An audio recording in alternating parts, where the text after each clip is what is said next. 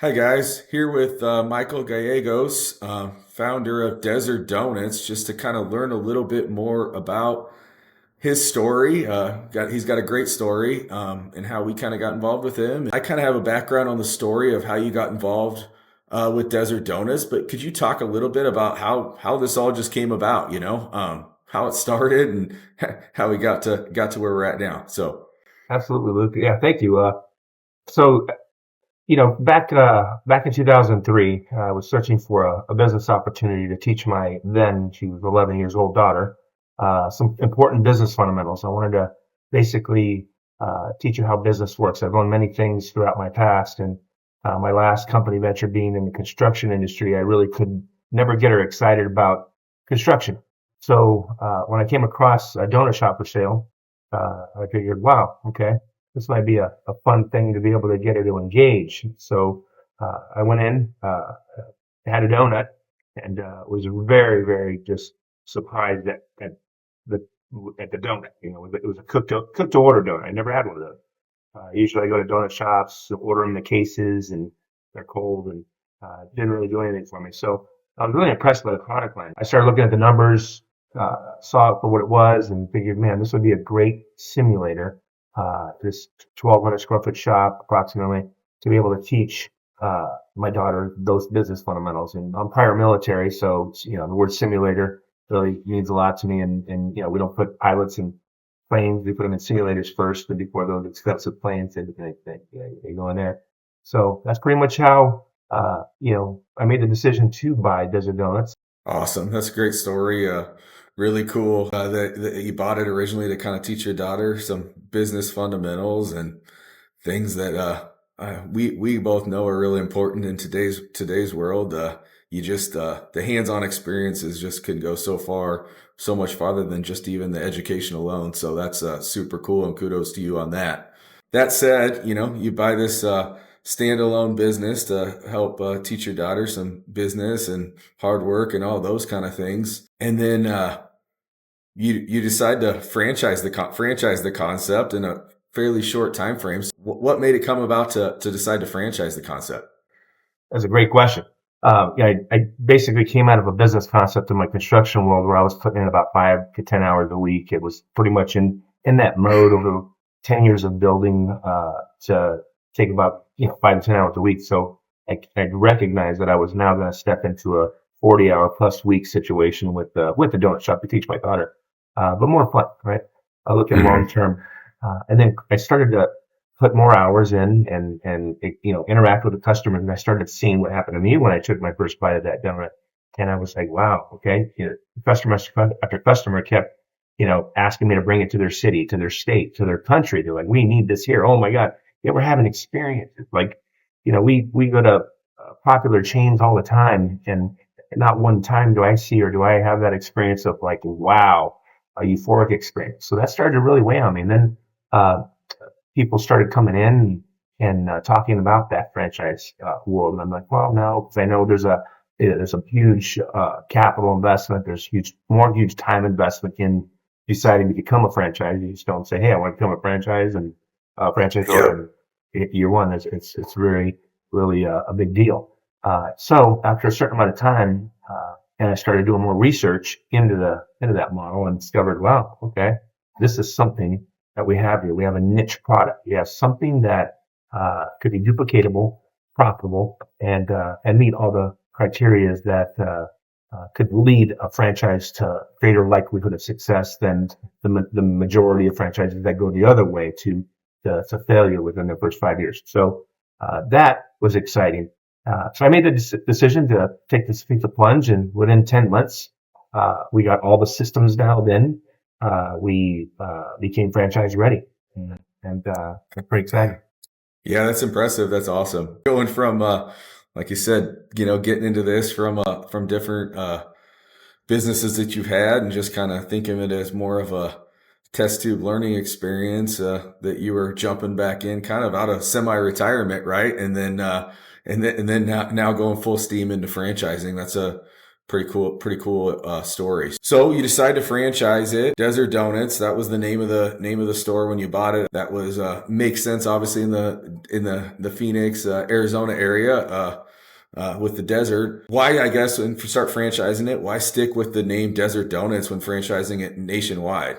Another great question, Luke. So I received that question quite a bit, and it was a pretty long process of decision making with whether to keep the name, change the name. Desert Donuts was established in 2013, so it had a history of a following of many people, not only from Arizona but outside the state. What really impressed me, one of the many things that impressed me about this concept being a niche concept, is there was quite a few customers that were coming in from outside Arizona. We have many things that pull people to Arizona. One of them being the Grand Canyon. A lot of people Yeah. recognize and associate Arizona with Grand Canyon. And it was really impressive to me to hear customer feedback that we were one of the two destinations on their trip here. We're here to go to the Grand Canyon. We wanted to make sure we stop here first. Like, Yep. they just didn't bump into us. They had been here before, and they didn't want to go to it wasn't, I want to go to Chipotle first and then the Grand Canyon, right? It's pretty valuable to be on the list with the Grand Canyon. That impressive. And I was like, wow, okay. I started then, decide, okay, what are some other important factors about Arizona? Arizona attracts a lot of people from outside the state to move to Arizona, primarily because we have the most sunshine, right? That's a lot of what have I been there. I'm a native. So I decided, wow, how about we flip the tables a little bit and bring a little bit of Arizona sunshine and happy to the other states and to the world. And so I figured, wow, desert has, that's one of our mottos in Arizona. We're in a desert. So I Yep. figured, let's stick with the name and we're going to bring Desert Donuts to the world and also stay with the tradition because there's a huge loyal following in Arizona being established in 2013 and not a typical donut shop because of one of the things I told you being the taste cook to order donuts. It's built such a loyal customer base that I didn't want to disrupt them so much being another owner into the midst of the shop that they experienced along the years. So keeping the name was a little bit twofold. One, keeping consistency within the state at this location and the ability to bring something of us to other locations outside the state. No, I love it. Love enough the name, and I agree. We have a lot of people. I'm here in Omaha, Nebraska, and we have a lot of folks in Nebraska that go to Arizona. Some snowbirds and folks that end up retiring there because of those same exact reasons, right? Like we don't get the sun that you guys get there, so that's really cool. So start franchising it, stick with the Desert Donuts name, get that all ready in 9 months to kind of go. So where are you at now with franchisees? Where have you kind of expanded to as of now? Okay. Well, look, I missed an important point, Luke, to further answer that second question there's another business component and keeping that in as well. Desert Donuts, over since 2013 have received quite a bit of exposure in the review world, right? That's important to a lot of businesses. So there's a lot of credibility and equity in that, to throw that away with the name that has been built since 2013. So, when I was coming into the business, over 500 rating reviews on the different platforms out there, whether it be Yelp, Google, and whatnot. So we're switching the name. Now you become a new business and you're starting from zero. Even Facebook, pages and whatnot, all the reviews there, over 700 at the time, I believe. So, that and along with the exposure to the media, there's still stuff floating around out there of News 15 in Arizona, Hidden Gem coming in and doing a whole video segment of the shop and, changing the name that goes away. And we're still getting customers coming in. I saw you on the news. There's a lot more involved in that decision of keeping the name that I forgot to mention. So I want to throw that in. Yeah, no, that's important. So to answer your other question, you were asking about side, franchisee, where we're at today. Yeah. We were pretty blessed to be able to have an investor come in, and peel the layers away, from us. And, that resulted in signing our first area developer in Colorado that, has the option to open up to 25 stores, which one they opened this October 2024. and the second store in Colorado is going to be opening any day now, most likely before the end of November, and that's going to be 2 of 25 that they're opening. So we're really excited about the momentum and growth that our first area developer franchisee has catapulted us to. That's really cool and impressive again, to go from your first franchisee kind of out of the gates, an area developer that saw some of the same things that you guys saw in the concept when you decided to franchise it, right, and saw the potential and the quality of the product and just the experience in the store to jump out of the gate and sign for 25 locations is a big testament to what you guys have built in a short amount of time and the brand in general. So that's really cool. And kudos to you, Michael. Yeah, well, thank you. I mean, they did a lot of great due diligence, and it was a lengthy process that they went through. Obviously only having one store, they had a lot of factors to look at to make an informed buying decision. That we were really thankful that they had the caliber of knowledge and expertise to be able to go through those analytical steps, other than just looking at an FDD and only having that to decide on. So we were pretty lucky to have such a high level first opportunity look. So now we got Denver, Colorado market up and going, and sounds like they're going to be adding those locations fairly aggressively with the early success. So that kind of goes to the next question. Your goals, I guess, for the brand in the next 3 to 5 years, and how do you kind of plan to grow the Desert Donuts brand nationwide? One of the things that kind of pushes me to develop is we have some unique selling propositions with Desert Donuts, where obviously you look at numbers, you look at profitability, you look at sustainability, you look at the product itself. But we took a little step further, and when I decided, again, going back to my daughter and why I launched, purchased Desert Donuts in itself. One of the huge things I wanted to teach her that I believe is an important fundamental is the human aspect and building character qualities that last a lifetime. And one of those being philanthropic. So I wanted to. My daughter already has a big heart, and so do I.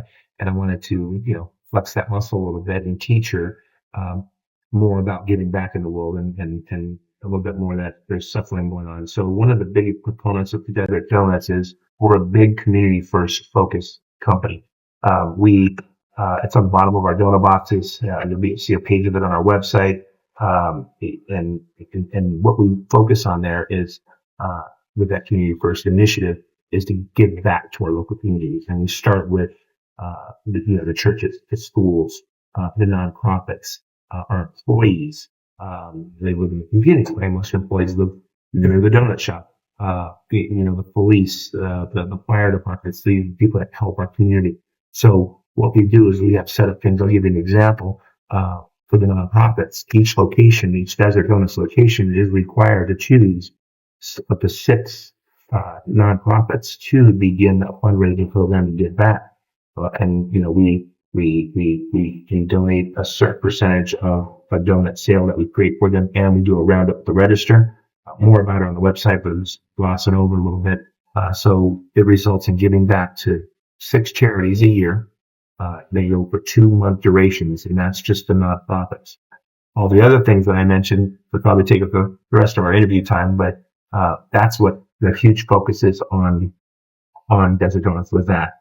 And that goes along with what you asked about what the plan is. Well, we want basically to not just help a little, we want to help a lot. We saw that with that community first initiative at our one location, we were able to make a small dent at our local community. And I believe that with each shop all over the world, we'll be able to make a much bigger impact. So with that, I would like to see our growth to be nice and organic and not explosive. I want to basically be able to grow and sustain our franchisees and grow smartly in all the different markets and grow our infrastructure accordingly as we begin to grow. So I don't want to grow too fast to not be able to help and do the things I need to do as a franchisor to support my franchisees. So what that will look like in numbers, in our think tanks and different things that are going, we like to see within 5 years to be able to reach 100 open stores, desert donut shops, whether that be in 2 states, 10 states. We offer single, multi, and area developing opportunities, franchise opportunities. So with that, we're excited to be able to, again, grow smartly, slowly, and smart. Makes perfect sense. And yeah, we've had some conversations, obviously, offline on this too. And it's, like you said, it's been a great partnership from what I understand with you guys in the Denver, Colorado area guys, of just being a great culture fit and being great stewards of the brand and things like that. And I agree from my experience in franchising for the last 20 years, like getting the right people, right, getting the right franchisees is more important than maybe selling them fast, right, and just getting people in the door. You want the right culture fit, right match on both sides, and people that are gonna give the brand the justice that it deserves, across the country, and the same great experience that they've gotten in location in Phoenix area and also in Denver so far. You mentioned a good thing there, Luke, with the brand, and this is a huge, probably the most important part of maybe somebody watching the video is what I would want to know. That who am I? Who's Michael Gallegos? And he decided to buy a donut shop and then become a franchisor. And what kind of resume does he have? Where is this? Where are they going to take this company? These are important questions. It should be at the forefront of most investors when they're deciding to spend the investment in time and money in an opportunity such as this. So, unfortunately, I don't have a resume of successful franchise development or being a franchisee. I do have a resume of successful businesses. I've been involved in 8 major industries in my lifetime, and I started at the bottom of all of them. My first business being when I was 24. Me coming right out of the military, and I started at the bottom in each major industries, and I rose to the top very quickly in all of them, holding various positions from vice president, CEO, owner, in all of them. So I do bring a successful history of success, and when I put my mind to something and attention, I have a pattern and resume of success with that. And as such, as it pertains to this franchising model, I just didn't decide to do franchising, become a franchisor. I know that everything that it takes to understand a new industry and learn it, that it takes another step forward in the education realm. Reading the books you need to read, talking to the people that you need to talk to that have already done it, that have been successful, and whether it be taking on mentors and other things. So all of those things I recognized and committed to before becoming franchise ready in that 10-month period, so that I can set this up for the proper success that it needs to be. And with that comes with, when you're looking at the challenges of any business, what is the likelihood of failure? Well, why did they fail? Why does all that happen? And so I've taken all those into consideration and did the needed things to set ourselves up properly. Now, we know in life there's still no guarantees with anything. That's why you have to look at resumes and past experiences. And so that, I believe, when people pull the layers away from me as the CEO of the company, that should provide a certain comfort level of, hey, I'm not aligning with somebody that just decided to do a franchise. They're a dad, and that's not enough for me. That's not enough for me to put my money and my time into something like that. So that I wanted to make sure that was made a little bit clear. So I just start to pull layers, and along with that, one of the other deals that I found to be a successful trait in my other successes in other industries is to align yourself with people that are smarter than you in the areas that need to be, such as yourself, such as our accounting teams, our consultants. I have experts in the franchise world that I speak to on a daily basis. From the attorneys that you align with, I just didn't align with just any attorney. I did attorneys that specialize with a history of success in franchising. So once these layers are pulled away from interested parties, they'll see that we spared no expense on that arena to align ourselves properly. Absolutely. Yeah, you touched on it great. I know that very well. We always want to surround ourselves with the people that are smarter than us in different areas where we might not be our strength, and focus on the things that we're best at. So I'm glad you said that, and I can already see that you're aligning with some great folks, and I'm sure this is going to be a great success all the way around. So I appreciate you sharing all this. Anything else that you'd like to share with the folks out there about potentially getting involved? Yeah, there's a lot of cool things. I mean, one of the things about this business is there's a fun aspect. We're doing donuts, ice cream, and coffee. It's just amazing. We do have a niche product. It's not a bad product. Another thing to consider when we decide to align in a business opportunity such as this is it's not a fad product. When you hear cook to order, our initial people looking at this might not understand what they're hearing. And I always encourage people that are interested to come to a location, preferably our Colorado location, because our Colorado location and locations very soon, as the second one opens, it become plural now, right?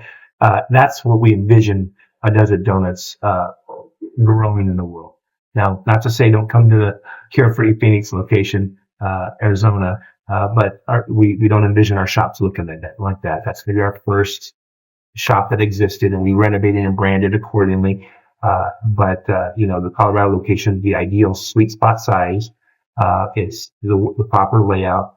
And once they understand what they're looking at, I believe that any investor will see the differences in what we call our QSR, quick service restaurants model, is the more ease of operation, typically than opening up another venue, a QSR venue model where you're having food spoilage. You have to have a walk-in freezer. You're dealing with all those risks that we don't have to deal with when you have more shelf-stable ingredients. You don't need a walk-in freezer. These things point to ease of operation, which reduces stress levels on franchisees in the sheer ease of operation, right? So that's an important thing to note. And also the fun aspect with what I told you with what we're doing with ice cream, coffee and donuts. So when you hear that cook to order deal being not a fad, because there are fad things out there surrounding donuts, and it's exciting to not have that kind of thing. To sit there and say, wow, we're actually bringing donuts back the way they were meant to be when you trace the history of a donut, which kind of leads us more into a dessert shop. So when you look at Desert Donuts, you have Desert Donuts in the name, and it goes back to maybe the question you asked earlier. Hey, when you decided to keep the name, well, we were leaning toward not keeping the name because we didn't want to hurt the brand having donuts in the title. Because when you come to one of our shops, it is more of a custom dessert shop.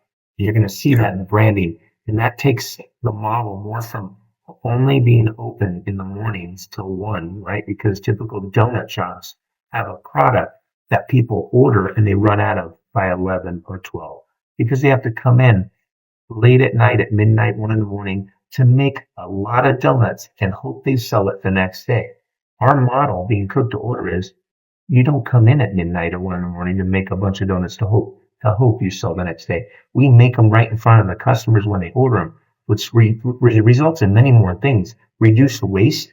You'd be surprised how many, in the research, how many donut shops throw so many donuts away. It's crazy. We don't throw any donuts away. Our waste factor is so low, and we implemented other things within the shop to even further reduce it. So, again, going back to that cook to order, not having to come in, and it's a little fear, right? Having donuts in the name, you think people, I've done a donut shop before, I don't want anything to do with it, and I don't blame them because it's very hard to in that business model to have a finished product ready for a customer to order when they come in, and then they have to close at noon or 1 because they ran out. Well, our shops, our Colorado shops, will stay open till 8, 9, and 10 p.m. and they're proving a different model. They're revolutionizing, in my opinion, the donut model, and which takes us more to the desserts. So when people come into our shop, we are a custom dessert shop specializing in custom donut creations because we have donuts like you're used to getting them with glaze and sprinkles. We have at our Phoenix location, we have 90 choices on the wall, but there's 20,000 plus options a customer can create their own. And not only that, they can come and have a meal. Donut, eggs, cheese, and bacon and gravy. So now it becomes another item, a food item. They can get not just a milkshake, they can get a donut shake, What does that mean? Well, there's a donut on top of the shake. They can get a coffee donut shake. They can get a donut sundae. So not to be confused with being a dessert shop where they can come in and get a candy apple or any other yummy dessert. We're not doing that. Or a cookie. We're not doing that. We are specializing, staying laser focused, and we're shining a light to highlight the donut the way that it should be done. And when customers come in and seeing their faces like, wow, and having a shake the way we do it, it's amazing to see an adult person go from in their 40s to 5 to 10 years old in their body language and face. Just so intense. So I just want to basically throw that out, see, to show that there's just another aspect of uniqueness to us. That's a great point, and I the words don't even do it justice, and you got to go in and actually experience it, right? It all sounds amazing, and then you actually walk in there and you taste it and you feel the environment and all that stuff, and take the first bite, and it is definitely life changing, something that you haven't tasted before. So yeah, folks need to try it out, try to get into one and try it out, so to get the full experience. So, well, this is awesome, Michael. I appreciate you taking time to kind of share a little bit about your story. I'm sure we'll do this again periodically to kind of just update folks on how things are going and how things are progressing. And I'm sure there'll be more and more coming out. But thank you so much for sharing the story with everyone. Thank you for your time today as well. All right. Take care, Michael. All right. You too, Luke. Thank you.